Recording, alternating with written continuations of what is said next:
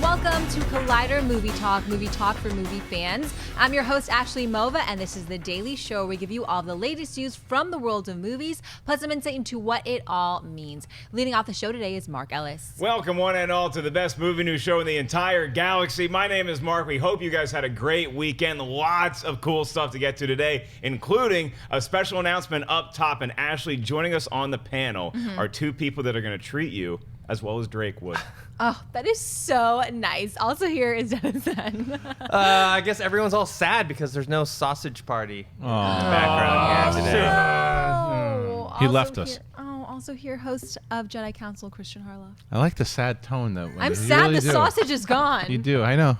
We'll miss him. He'll be missed. We now go to a disturbing story in the world of Grocer. Now we move on to Dennis Tzeng, who does have a very special announcement. Okay, all right, guys. I teased on Friday that we'd make a big announcement today. A lot of people speculating what that is. First off, I'll say no one is leaving, and we are also not announcing any new shows. I think we're kind of good for new shows for a while. As you guys know, I took over Collider Video in February, and we've been expanding a lot of our shows. We have TV Talk now, Nightmares, the Top 10 show. We do Best of the Week. Schmodown. We launched also, I think in March, in March time. Yeah. So there's been a lot of new shows. Everything has been going great. We're hoping to like solidify those shows more. One of the things that we have noticed though is that all these shows have a consistent showrunner and host for each one. Like Kristian does Jedi Council, we have Schnepp on Heroes, we have Clark on Nightmares, we have Makuga on TV Talk.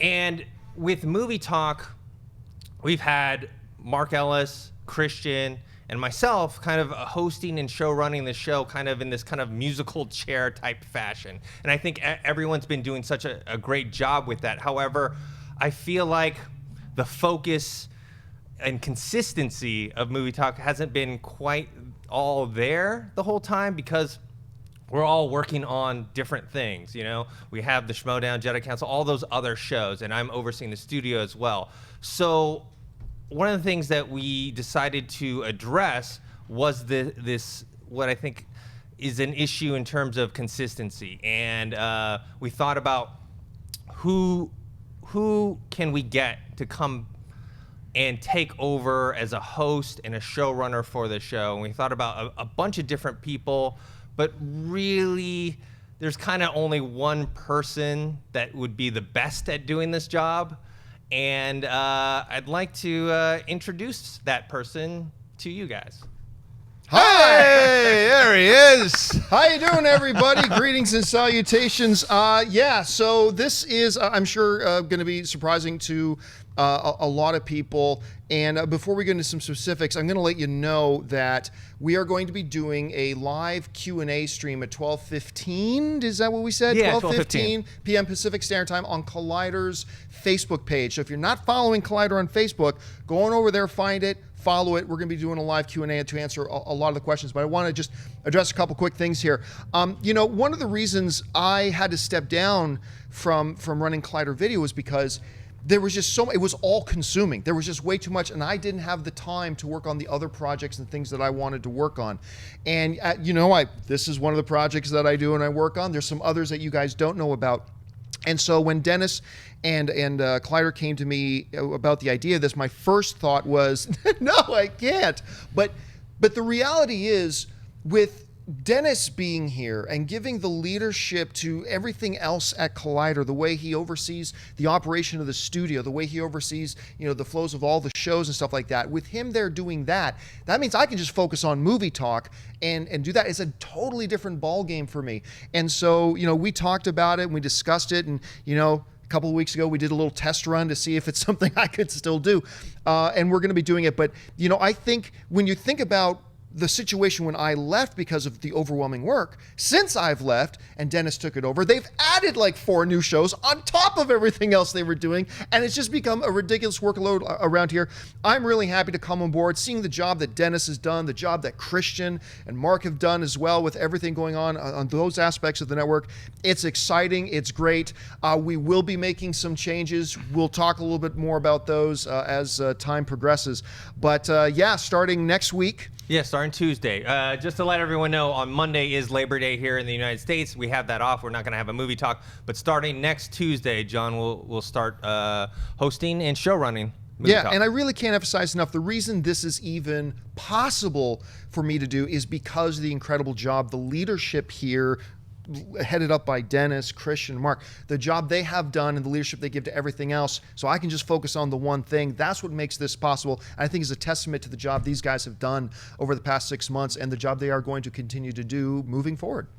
Yeah. We are so excited to have you back. Good luck following in my footsteps. I think you're going to do a fantastic It's not easy. job. It's not going to be easy. We do want to remind you guys, as John mentioned, that he is going to be on the Collider Facebook channel doing a Facebook live stream talking about this, taking some Q&A at 12:15 PST today. And John, somebody tried to steal our thunder this morning. Somebody else came online and tried to make an even bigger special announcement than this, if that's possible. It's some dude named Ben Affleck, and he went on Twitter and tweeted a very interesting, quick video of a guy that appears to be Deathstroke on a computer monitor, like maybe they were filming a scene starring Deathstroke for Justice League. This, according to the Wrap, updated that Deathstroke is confirmed, or they're at least reporting that he is going to be the main villain in the standalone Batman movie. So maybe Deathstroke gets a cameo in Justice League. We get to see him mix it up a little bit with bats, and then he becomes the main guy in the Batman standalone film. So John, I'll turn it over to you first. What did you think when you saw this morning? Well, when I first saw it, I tweeted out right away. I said, look, considering where they're at with shooting with Justice League,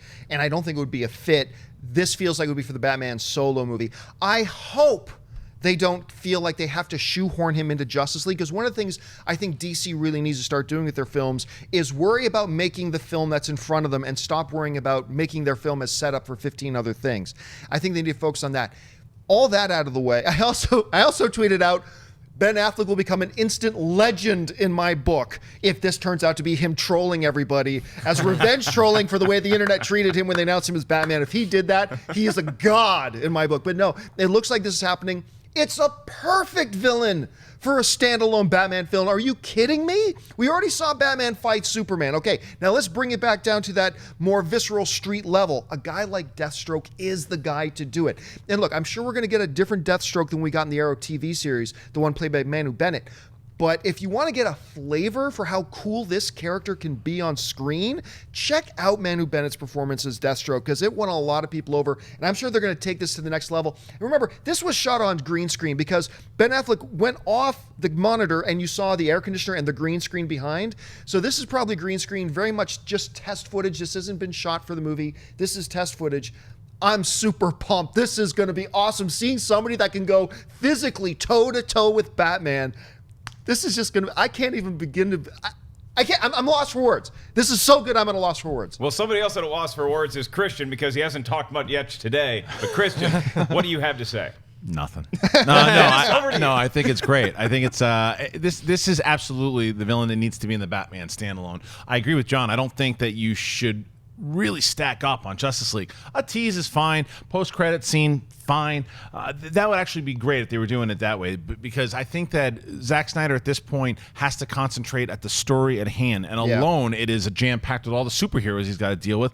Let's not put in someone like Deathstroke for the entire movie, or so he's got to handle it and then potentially ruin it. So let's focus on the Batman standalone movie for this guy, because I think he's a great villain. It's also, if you're not going to do the Joker again, if you're not going to go with someone like a Riddler or a Penguin, I think it's smart to do someone who's obviously known to the greater fans, but to the mainstream public, they're going to accept him. They're going to like him because he's such a cool character, but they're not as familiar with him. Why not start out your Batman standalone movie with him? Then you can start putting in the Riddler and the Joker and all that later on down the line, and you don't just burn through those iconic villains right away, you create a new one.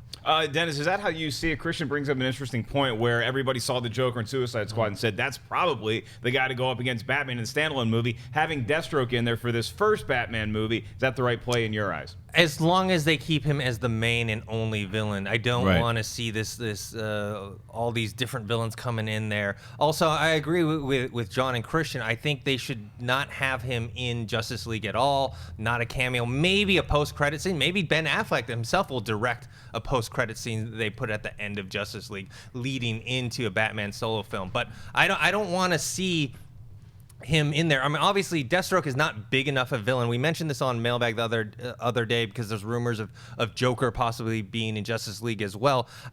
Deathstroke isn't a big enough villain for the Justice League to face, and I don't want him to be like crammed in there in terms of a cameo. But as the main villain for a Batman solo film, I think it's a great idea. And also the look of him, you can already tell, even though maybe it's not the finished product, that it's already much more money has been invested in it than the Arrow TV version. Well, I think regardless of all the speculation that we're going to be doing for a while about where Deathstroke is going to fit into these next few movies, it's really cool to see Ben Affleck give this to the fans this morning. It was a fun treat for everybody here at Collider to come watch this and just kind of digest what exactly it means. Another update is that the new host and showrunner of Movie Talk, John Campea, has mutated into Ashley Mova, and now he/she will tell us about the box office report this weekend. I'm back, guys. It's Monday, which means it's time for the weekend box office report brought to you by our friends at AMC Theatres. Don't Breathe scared off the weekend's competition, taking in $26.1 million for the #1 spot in its first weekend of release. Suicide Squad finally relinquished the top spot, taking in $12.1 million for #2, bringing its worldwide total to $636 million. Kubo and the Two Strings took the #3 spot with $7.9 million, while Sausage Party took in $7.6 million for the #4 spot. And at #5, Mechanic Resurrection snagged $7.5 million in its opening weekend debut. Mark, what do you think about Don't Breathe taking the top spot at the box office? I think it is awesome because I had the pleasure of checking out Don't Breathe Thursday night, actually. I got to go see it, and it is spectacular. It's a really good horror movie. I enjoyed the hell out of it. I'm glad to see other people did as well. People want to see a good horror movie. This proves that if you do it right, you get good word of mouth going, they will flock to the theater to see something like this. And I'm also happy to see Kubo at #3. It's not as high as I wanted to see that number because it did cost $60 million to make, but I had the pleasure of checking that film out yesterday, and I loved it. It was so good. I really encourage everybody out there, whether you think it's just an animated movie or not, it's a great story. Y'all should go check it out in the theater if you haven't. So kudos to Kubo. Dennis, what did you think about the box office this weekend? Don't Breathe, I think horror is kind of a good story for this year, where it's like horror has done very well. We had Conjuring 2, we had Lights Out, and now we have Don't Breathe, all going #1 at the box office their opening weekend. And I haven't seen it yet. You know, I'm not the biggest horror fan, but this is the type of horror film that intrigues me, where there's a lot of buzz around it, where it's not just, you can tell it's not just some like thing where they're trying to like get a quick money. It's like, oh, this is actually a very well done horror film. Also, like you, Kubo #3, I actually had predicted at #4, but I'm glad. I hope it has legs, because 37% is not a huge drop off. But I hope that people hear what people are saying online and go out and see that. And Suicide Squad's still doing pretty well. I mean, it's at 282 total domestic and 635 worldwide. So it's not like a big disappointment or flop for WB. Kristian, you, right after we shoot this, you are about to go over across the street and contribute $10 to Kubo's cause. Are you excited to see it? I am excited to see Kubo. From everything that I've heard about it, I want to see the film. I think that I want it to make its money back for sure, and I want it to make a profit, because I think that from what I've heard so far, and the people's opinions that I really respect have told me that it's a great movie. So I want to go and check that out, because I also got a chance to speak to Travis Knight also to hear like the heart and the passion that he put into this project. I am assuming that comes across. The other thing, Dennis, you're absolutely right with Don't Breathe about horror being the dominant genre of the summer. And it's not just money-wise. Yeah. It's quality-wise. Now, I haven't seen Don't Breathe yet, but what I'll tell you, I mean, because I'm not the biggest horror fan either, but I can't be negligent and say that it has delivered on the promise to its fans. These movies that have done well, whether it's Conjuring 2 or Don't Breathe or Lights Out, this is what we're promising you from the genre. This is something maybe a little different. This is what you come to see the movie about. Hopefully, there's where your expectations are, and hopefully we meet them. And it looks like these movies have done that so far, where a lot of summer movies have not done that this year. A lot. I mean, I was talking about it this morning. Jason Bourne was a movie for me that was on the top of my list and didn't meet those expectations. But Don't Breathe, a lot of people had high expectations, and certainly $26 million for that movie, opening up at number 1, beating Suicide Squad. Big feat. Ben-Hur, nowhere to be found. I mean, I think it's fair to say that this summer has been a disappointment in regards to the blockbuster movies and the quality of them overall. But seeing something like Don't Breathe proves that horror is one of those genres that allows people to go to the theater and have an experience as a community. And if it's a good movie, it's going to have legs. And I think we're going to see that with Don't Breathe in the coming weeks. Okay, Ashley, what's our next story? Captain America 3 wasn't always going to be Civil War. Joe and Anthony Russo wanted to do the popular story inspired by the comic, but it was contingent on getting Robert Downey Jr. to sign on for the Marvel film. Since Marvel was going to make a third Captain America regardless of Downey, the Russos were left to brainstorm ideas for what Cap should face in his next solo picture, and what they came up with was essentially a zombie film. Speaking to EW about the original ending of the movie, the Russos explained, "There was a period where we did discuss a third act that revolved around the Mad Bomb from Cap mythology. It didn't have anything to do with Civil War, and if we couldn't get Downey in the very, very early conversations before we nailed him, somebody pitched the idea of a third act that revolved around the Mad Bomb, which makes people crazy. It almost zombifies them, but not literally." Dennis, what do you think about a Cap movie ending with the Mad Bomb? I'm actually quite glad they did not go this route. It sounds like Sam Jackson's villain character in Kingsman and what he was trying to do. It's just kind of a generic idea. We've heard this kind of plot device before where a villain wants to release some sort of bomb or technology that causes other people to fight each other. I don't think... But the thing is look, it's the Russo brothers. Yeah. What they did with Winter Soldier, what we saw them do with Civil War. I'm super excited for Avengers: Infinity War. So I would trust them. If they said that they could do this story and this storyline well, I would trust them, and it would probably end up turning out great. But from the surface level, it's just not something that would interest me. I'm glad they didn't go that route. Yeah, I agree. I mean, I'm always interested to hear the what-ifs about movie making, but this is something I don't need to see, because when you look at Captain America as a trilogy, yes, the first Captain America film I thought was a nice setup and introduction to the character. And Kristian, as you always like saying, that Winter Soldier in particular, but also Civil War, felt like political thrillers. You might have had an aspect of politics in this one, but it wouldn't have come through, I don't think, like it did in Civil War. That was one of the reasons why I watch that movie so much. Are you on the same page? Yeah, I agree, but I think that the problem is here when you look at it, it's very hard to look at this story and not say, well, that means we wouldn't have got Civil War and all those great moments and so of course, no matter what the story is, you wouldn't really want it, because you're just taking Civil War and that great storyline, that classic storyline, and putting it on screen and all the moments that we saw, the airport scene alone. But Dennis is right, with the Russo brothers, the thing that got me with this story was not the fact of the Mad Bomb and the zombieifying of the regular civilians. It would have been Cap's dilemma. Mm-hmm. That's what they have done so great in both Civil War and with Winter Soldier, is you really get to the core of who Rogers is and what he does.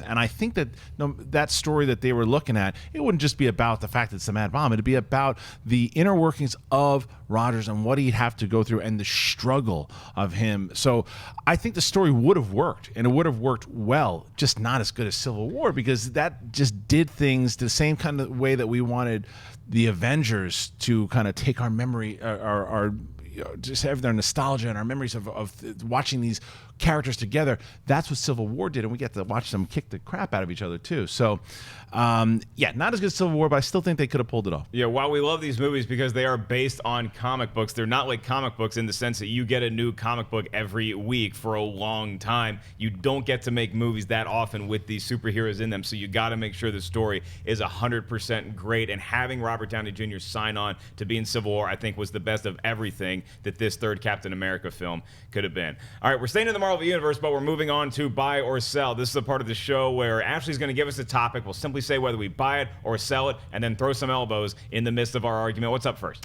At Comic-Con this past July, fans were raving about a video that was shown during the Thor panel that revealed what Chris Hemsworth, God of Thunder, was up to during the events of Captain America Civil War. The video, directed by Ragnarok's Taika Waititi, has now made it online. Team Thor is available as a bonus feature on the upcoming Captain America Civil War Blu-ray. Kristian, buy or sell the Team Thor mockumentary video? I buy it because we got a chance to see this at Hall H, and it was the hit of the hall at that time because there's a lot of humor to it, but it poked fun at itself, and I thought that there was some cool. It was also the lead up into showing the little tease for Ragnarok, which I also thought was incredible. But this is just I don't know. It was, I like the way they kind of poked fun at Thor a little bit, and Hemsworth obviously had a lot of fun with it too. So yeah, it was a big buy for me. It was a fun foil for everybody that was in Hall H that was lucky enough to be there all day, because that morning we saw a Wonder Woman trailer and we saw the Justice League footage, and then at Marvel we're expecting to see stuff from Doctor Strange. We had just seen the cast of Black Panther on stage, and so having this, it just kind of like lightens the mood a little bit. And when you watch it, there's things in this that I did not pick up on when I saw it initially in Hall H. When Thor is cooking the meat in his room and has been there, he's been aging it for like weeks. There's so many hidden jokes in this thing. It's great comedy. Dennis, you did not get a chance to be in Hall H, so what was your reaction the first time you saw this vid? I like how you remind me every time about how I wasn't in Hall H. Every time, Mark Ellis. Were you in Hall H? Oh, Dennis, it's okay. Yeah, I buy this video. I enjoyed it very much. I was a little disappointed, not in the video itself, but when I had just first heard that this Thor video was released from Hall H, I thought it was like the stuff, right, the actual concept footage and whatnot. I thought I was going to see Planet Hulk designs. But yeah, Chris Hemsworth to me is someone who's very underrated when it comes to comedy. I mean, if you see what he did in, I know you didn't like the movie Vacation, but I thought he was hilarious in that. He did a Saturday Night Live hosting gig where I think he killed it. There's like this American Express mock ad in there that I thought was super funny. And then even in this thing, he just has great comedic timing. And one of my favorite comedic parts in the second Avengers is when Captain America is trying to lift up Mjolnir. And you see the look on Chris Hemsworth's face and of like actual apprehension and then relief, and it's just a small little moment, but I thought it was really fun, and you can tell that he's having a lot of fun with it. So it's a big buy for me. Ashley, did you get a chance to watch this after our meeting? I watched it because you asked me, and I had like no expectations for it, and I was so pleasantly surprised. I thought it was absolutely hilarious. Yeah, he's hilarious, and I love when someone's like good looking and just have a good time and like think, you know, like not be scared to kind of take a risk and kind of like think out of the box. And I freaking love this. It was hilarious. It was so funny. Good looking people taking chances. That's what you get here every weekday on Movie Talk. Let's move on to our next story. Deadline reports that Sam Mendes is in early talks to develop and direct a live-action adaptation of James and the Giant Peach, with Brooklyn and high-fidelity scribe Nick Hornby attached to write the screenplay. The report notes that Mendes is in very early negotiations. The story follows James, a young orphan who lives with his cruel, abusive aunt until a magical gift transforms an ordinary peach into a giant vessel for extraordinary adventure. A release date for the adaptation has not been set. Mark Barsell, a live-action James and the Giant Peach movie directed by Sam Mendes. Oh boy, I don't know if I care about this enough to buy it. I know there's huge fans of James and the Giant Peach out there. I've never seen the other movie that they did, and the reason why I think, because I'm so on the fence, the reason why I'm going to buy it is less Sam Mendes possibly directing it and more Nick Hornby being the guy that writes it, because I loved Nick Hornby's work in film in the past, and so I think I can get enough on board with James and the Giant Peach to buy it, but it's nothing that's going to get me out of bed in the morning. Dennis, how do you feel about this? I'll buy it. I mean, Sam Mendes, this is not in his typical wheelhouse. I mean, he's done movies like American Beauty, Revolutionary Road, Road to Perdition. But I guess he had directed a musical stage version of Charlie and the Chocolate Factory, so I think maybe he got an itch from doing that makes him interested in James and the Giant Peach. I mean, this was a book when I was younger. I was a big fan of it, and I loved it. I watched I think it was a stop-motion animated film that they did, and I thought it was okay. A live version. I'm also excited, as you are, with the writer, Nick Hornby, because I really like Brooklyn. That was a movie that I remember seeing the trailers for, last year, and I was like, this looks kind of boring. And I ended up being pleasantly surprised. I just rewatched it a week or two ago, so I'm excited for this. So it's a peach that turns into a giant peach, and then you can it's very mobile. It can fly? Can it float? No, it can float, but he can travel around with it inside, and there's a lot of cool stuff happening. Okay, so basically he just can go on water with this. Have you ever seen the original James and the Giant Peach? Do you care about this? I mean, the movie itself, not really. I remember seeing bits and pieces. I don't remember it well enough, but I do like the team. I am going to kind of take both. I am excited that Mendes is going to do it for sure. I'd like to see what he's going to do it, and combined with the writer, I think could be something interesting. So I don't think that the first one is so revered that it's like, oh, don't touch it. So you get Mendes on board, then yeah, I think this is it could be something special. Ashley, James and the Giant Peach, movie of your childhood? Yeah, but I'm just wondering, what is this peach going to look like? Is it going to make me laugh? Like, I don't know if I can take this huge peach seriously in a live action. Like, you're literally staring at a huge peach and I it's want to know floating. what's inside it. Like, is it moldy? Yeah, what's inside the peach, Dennis? Once it gets huge and is no longer just like something that you would eat. Well, you like live in there. No, yeah, he has a bunch of stuff in there. Yeah, but you say stuff. Is there electricity? Is there Wi-Fi? Wait, what's in the peach? I don't think there's Wi-Fi. Why are you being so cagey about this, man? Just tell me what's in the peach. All right, let's move on to our next topic. Taking to his Facebook page, Beauty and the Beast co-producer Jack Morrissey has revealed some early images from the live-action update to the Disney cartoon classic. While we didn't get a glimpse of Emma Watson as Belle or Dan Stevens in Beast mode, we did get concept art of Lumiere and Cogsworth, along with a screen grab showing how closely the production is staying to the source material. The live-action Beauty and the Beast hits theaters on March 17, 2017. Dennis Barisal, the first looks at the live-action Beauty and the Beast adaptation. While I am looking forward to this movie, I'm actually gonna sell this. Not because it looks terrible or bad. I'm looking at the candlestick and the clock, and it just almost looks too realistic to me. You know, like you barely can tell that it's like supposed to be a character. You know, full of life and energy. I mean, you look at the clock there. It's like he has these tiny two little eyes and this other little thing like that looks kind of like a mouth. And with the candlestick, I can't even tell. Is that supposed to be a character?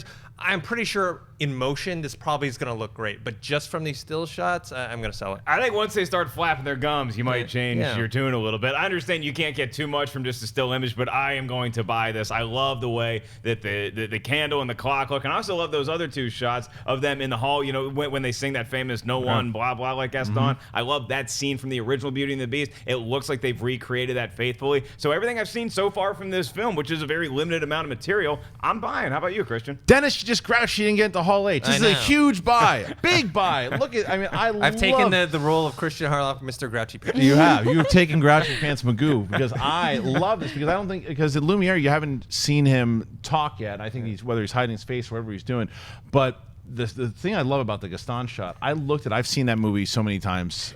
My daughter loves it, and I was a fan of it beforehand. I knew right away, just with a quick glance, I'm like, oh, that's exactly from that scene. But yeah, I love these two. That they're going to be the standouts of the movie for sure. And you could look. I think what I think is so great about this, if I just showed you this picture and you didn't know Beauty and the Beast remake was coming, you would know. Wait, is that Lumiere and Cogsworth?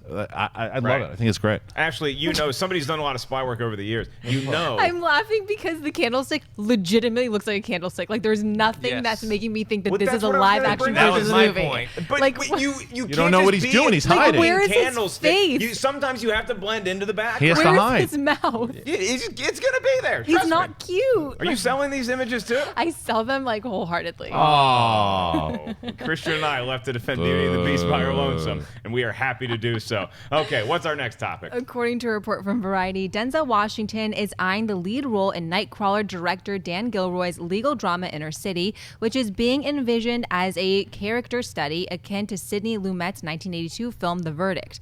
If Washington signs on, he'd play a lawyer who is dealing with a major change at his company. Variety mentions that the project is garnering serious interest from studios looking for something different after a summer movie season full of sequels and reboots failed to connect at the box office. A release date has not been targeted. Kristian Barisal, Denzel Washington teaming with Dan Gilroy on Inner City. I'll buy them teaming up for sure, and I buy the thoughts of the original movie. Hopefully I can buy the fact that the audience will see it. It seems to be the constant conversation. Brand new original movie, no one saw it. Can we have a brand new original movie? Sure. Oh, there was one? I didn't see it. This sounds good. I'd like to see the two of them teaming up. And Denzel picks good projects. I mean, he has for a very long time. That's why he's been around for as long as he has. He picks good projects. So I'm curious to see what these two do together. Yeah, and if it is in the tone of The Verdict, where the lawyer in The Verdict was dealing with a lot of personal issues as well as taking on the legal system near where he lived, but this sounds like just the talent alone is what I'm going to be buying this off of, because Dan Gilroy, what he did with Nightcrawler was absolutely mesmerizing. So if you tell me a guy that directed Nightcrawler is doing a film called Inner City, that's enough for me to buy because of how Dan Gilroy made Los Angeles and that cityscape a character in itself in Nightcrawler. And then you're going to throw Denzel Washington possibly on top. That is a huge buy for me. I cannot wait to see Inner City. I hope Denzel agrees to do it, but I also hope we're getting Equalizer 2 before that, right? Is that happening? I don't know. I think so. Yeah. Is it really? Yeah. I'll check in with my friends at Movie Talk. Dennis? I'm Back gonna to buy you. it. I'm gonna buy it as well, and for the same reasons. Obviously, Denzel Washington is one of the best actors that we have, and he's a big star. Dan Gilroy, he directed one of my favorite movies of the year that Nightcrawler came out, and a lot of people watched that movie. Some people didn't get what it was about. It was really kind of a dark comedy, a satire on the whole like local news. You'll never watch news the same way after that movie. Yeah. That's true. And so that's what's got me excited. And if this is his next project with Denzel Washington, that's a big buy. All right, and now we move on to our last buy or sell of the day, and that topic is... Variety's reporting that The People versus O.J. Simpson, Sarah Paulson is in early talks to join the female-led Ocean's 11 spin-off Ocean's 8 from Hunger Games director Gary Ross. If the deal goes through, Paulson would be the 8th woman to join alongside Sandra Bullock, Cate Blanchett, Anne Hathaway, Rihanna, Helena Bonham Carter, Mindy Kaling, and Awkwafina. Ocean's 8 is scheduled to kick off production this October in New York. Mark, buy or sell the addition of Sarah Paulson in Ocean's 8. A lot of deals on the table this week, you know. Let's get some ink to paper here, and let's do it with Sarah Paulson as well, because I would buy the addition of her. She's a very talented actress who has been in a number of either Oscar caliber projects or like the acclaimed The People versus O.J. Simpson TV thing. She always is a part of great things and never gets the headlining spotlight. Not that she's going to be the headliner of an Ocean's 8, but I like when talent is added to talent. I've never been the highest guy on this particular project, but seeing that cast and Sarah Paulson added to it, I think it's enough for me to buy her being on board as well. How do you feel, Kristian? Her name is Sarah Paulson. Buy. Was I not saying Sarah Paulson? No, it's for Fight Club. Oh, dear God. It's all right. It's a little movie. It's pretty good. You should see it. I don't Some watch guy movies. named David Fincher directed. More of a it. sports center kind of guy. Meatloaf. Edward Norton. Nothing. Never heard of him. All right. Anyway, so yes, Paulson's a good addition for sure. She crushed it in People versus OJ. I'm glad that she's getting the recognition here too, and I think it's because Elizabeth Banks pulled out. Is that what happened? Yeah. So don't say it, Ashley. And then yeah. But I think this is going to be this movie. I'm on board with this. I know that you're not as much, but I'm on board with this because again, I like the idea of continuing the lore and adding women. It's the way that I wish that Ghostbusters would have went. But this is a good. I think this cast is a very smart cast. Ghostbusters did add women. What do you mean? The lore. Oh, the It's a lore. remake. Oh, okay. Her name is Sarah Paulson. Her name is Sarah Paulson. Are you buying her involvement possibly in Ocean's 8? Yeah, I'm buying it as well. Sarah Paulson, she killed it as Marsha Clark in People versus OJ, and she did a great job portraying someone who's scrutinized by the media and by the public, who had kind of some vulnerability and strength as well. And she is someone who's kind of been around the game for a long time, Yep. who hasn't gotten the recognition she's deserved, and with American Horror Story, and definitely with this Emmy nomination for People versus OJ, now she's finding herself in these movie projects, and she's not going to have to tap deep into her acting chops for this film, but it's nice to see her getting some her due. Yeah, okay, and now we move on to our friend Wendy Lee, who has been monitoring the chat room, and it must have been a tough day to do that task, Wendy, because I saw the chat room go boom when we had John Campy on this morning making his announcement, and then we talked about Ben Affleck's tease of Deathstroke. So let's see what the fans are saying about Deathstroke and what they think maybe he could fit in the future, and then also let's talk about those very divisive Beauty and the Beast pictures. Sure, well, a lot of the comments unfortunately got lost in the excitement of our big announcement, but the one thing I did see is that the chat agrees Deathstroke is one of the best villains. Daniel Mendes says Deathstroke should have been the villain in Suicide Squad, not really Batman's solo film. He's a force to be reckoned with and shouldn't be a full focus on only one villain. And Emil Johansson says, I wasn't sold on the idea, but I watched the clip and it looks really cool. It also looks similar to the Arrow Deathstroke. And, also, the chat is already starting to sound off on the actors they like to see in this role, including Matt Damon, Tom Hardy, and Gerard Butler. And moving on to our Beauty and the Beast story, if I can find it somewhere in my notes. Very divisive, and they're all complaining the same thing that Dennis and Ashley are complaining about, which is they can't see Lumiere's face. Reticent Man says, I need to see them in motion. I'm just reserving judgment. Adrian Ventura says, if this is the candlestick and clock, I'm curious to see how the Beast will look after these looking very realistic. And Dallin Rosewell says, if you look at Lumiere's image really close, Lumiere's face is peeking in the corner behind the looping gold piece. Calm down, Dennis and Ashley. I will not calm down. Sassy. I will not calm down. Okay. People are breaking down these images. They're studying them like it's a Star Wars trailer, and Kristian and I agree. Those pictures rock, right? Yes. Way to sell it. Okay, now we move on to mailbag. We do want to remind you guys at the end of this program, we're going to save some time for your live Twitter questions. So go ahead and start tweeting us right now at Collider Video. Say very nice things about Drake to Ashley, and she might get your question on the air. In the meantime, we have one mailbag to get to. What's up first? Sarah Maloney writes, hey, Collider from Scotland. I just watched 2005 Stay, starring Ryan Gosling, Ewan McGregor, and Naomi Watts. And having seen a 27% Rotten Tomatoes score with a box office result of $8 million to its $50 million budget, I was prepared for the worst, but I really enjoyed it. My question is, what movies do you enjoy that had big name talent but that bombed at release? Love everything you do, so keep up that amazing work, Sarah. Two fairly recent movies come to my mind, and again, because these movies had big name talent, but they also bombed. It's not on the tip of everybody's tongue. Is a film. It's a comedy called The Switch, and it had Jason Bateman and Jennifer Aniston in it, and he ends up switching a sample that she's about to artificially inseminate herself with, and she ends up having her kid unbeknownst to her.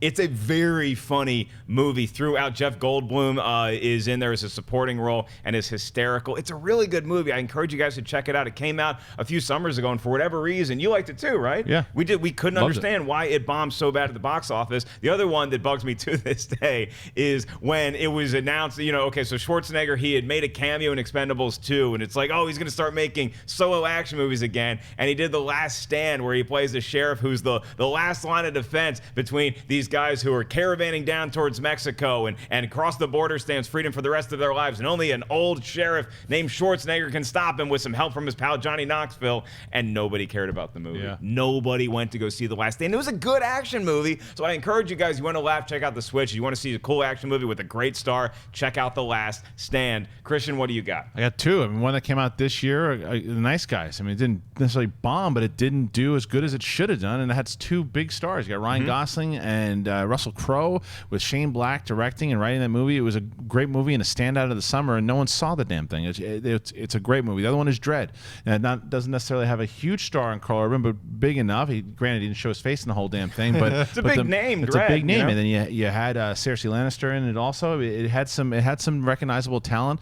Great movie, great 3D, and no one saw it. So those are two movies that stand out to me. Dennis, you were not in Hall H this summer. What are two movies that you think should have done better at the box office that didn't have big names? Well, while I wasn't at Hall H, I was just thinking about these two movies. That's what Yeah.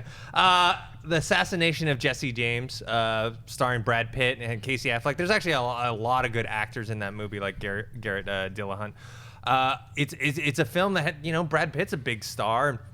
It came out, I think it cost $30 million to make. It made $4 million at the box office.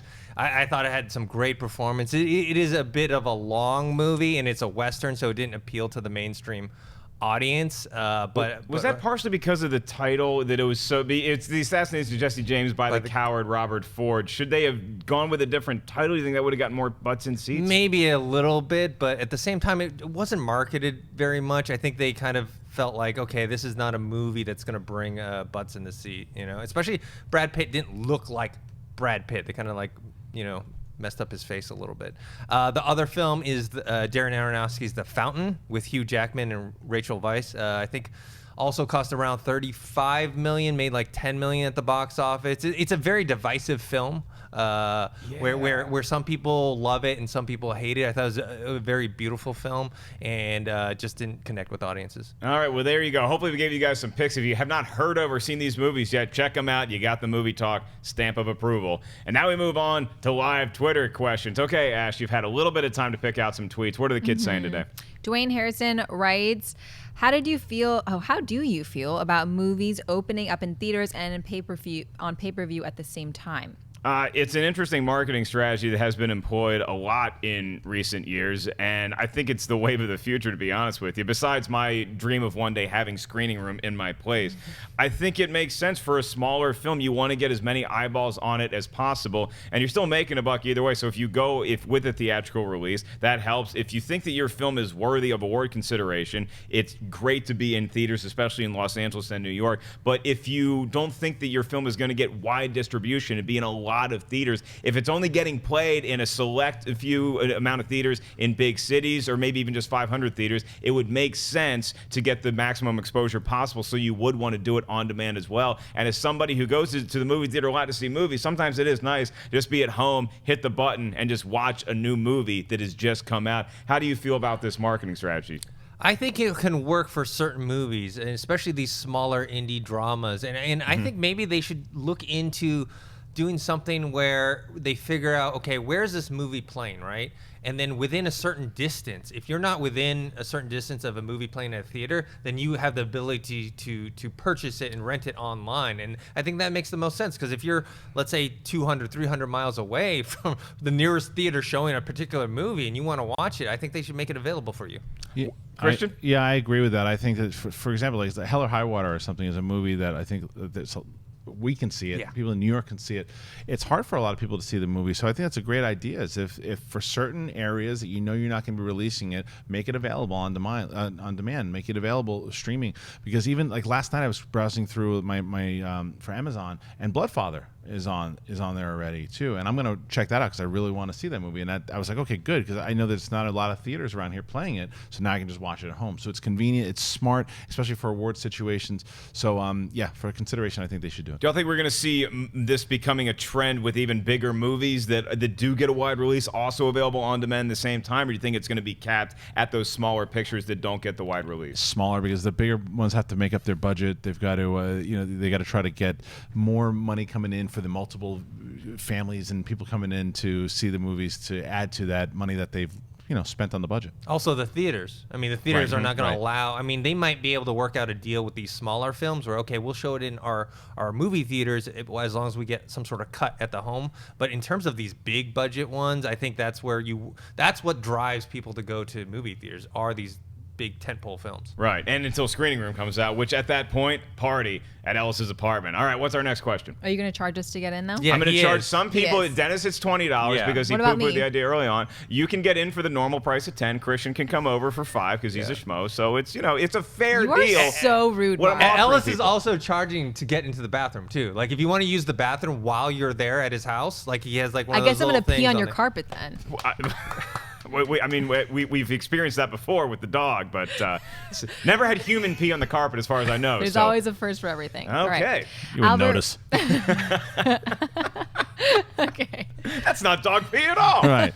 How long has that been there? 6 years? Oh, all right.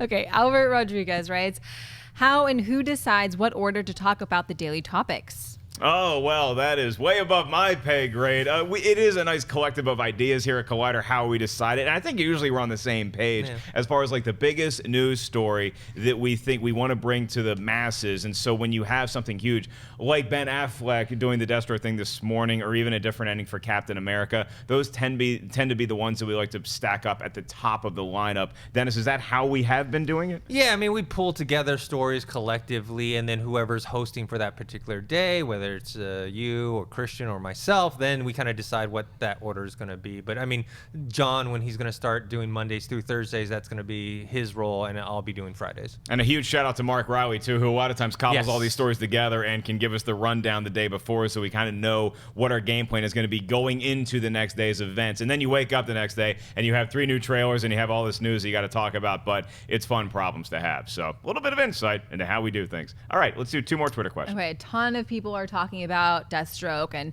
Derek Large writes, what if J.K. Simmons is playing Deathstroke instead of Gordon?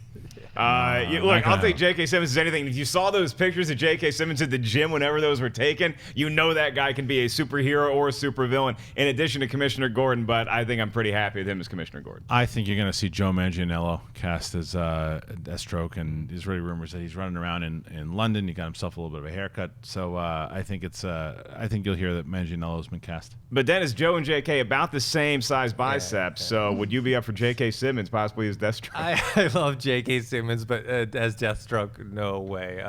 There's plenty of other people who I think would fit that role better. That was a fair question. You took it to the whole strong, and we swatted it. All right, last Twitter question of the day. What do we got? Good old Tony Morrow writes, who would you cast as Ryan Lochte in a possible biopic?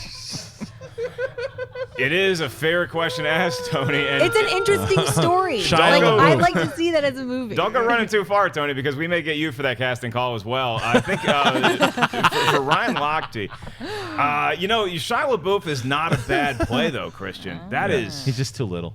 I mean, he could get buff for the role. I guess. You know, somebody who's a little combative. Like, I don't know that he looks exactly like him, but I would Ashton Kutcher. I was thinking Miles Teller because he has that malcontent kind of streak that he shows on screen sometimes. So maybe somebody like him, or who's the dude? Ansel Elgort, I think, could also be. Zac Efron probably be too. Ryan Lochte. Yeah, I mean, we know who's playing our buddy Cody Miller. That's Sebastian Shaw, right? That's the guy.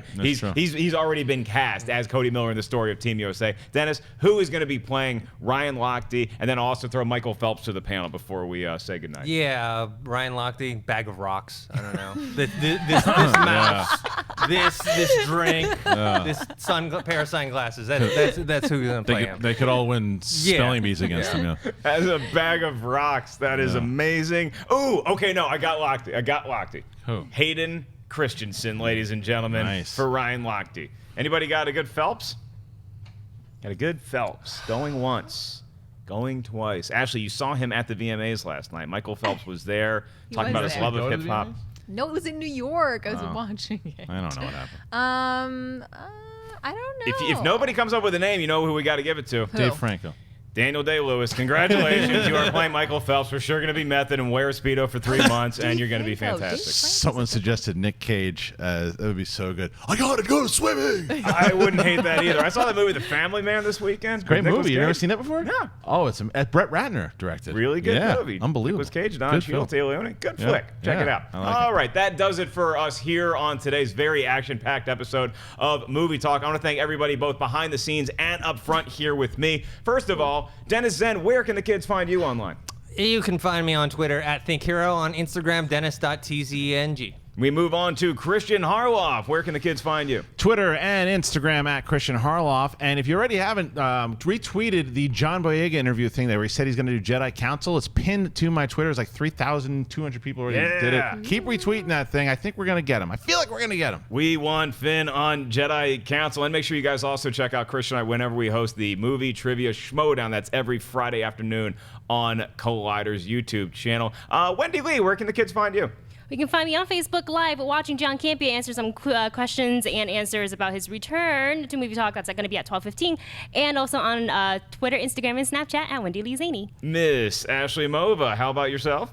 Peeing on your carpet and Twitter, Instagram, Snapchat at Ashley Mova. Hashtag peeing on your carpet. I look forward to having you at Ellis Manor West. My name is simply Mark Ellis. You guys can find me online at Mark Ellis Live. Make sure you guys check out AMCtheatres.com. That's for all your box office and Showtime ticket information. Collider.com is where you want to bookmark. That's where we go for a lot of the movie stories we bring you guys each and every weekday. And, of course, subscribe right here, Collider Video. Thank you guys for tuning in. For John Campea, I'm Mark Ellis. We'll see you next time.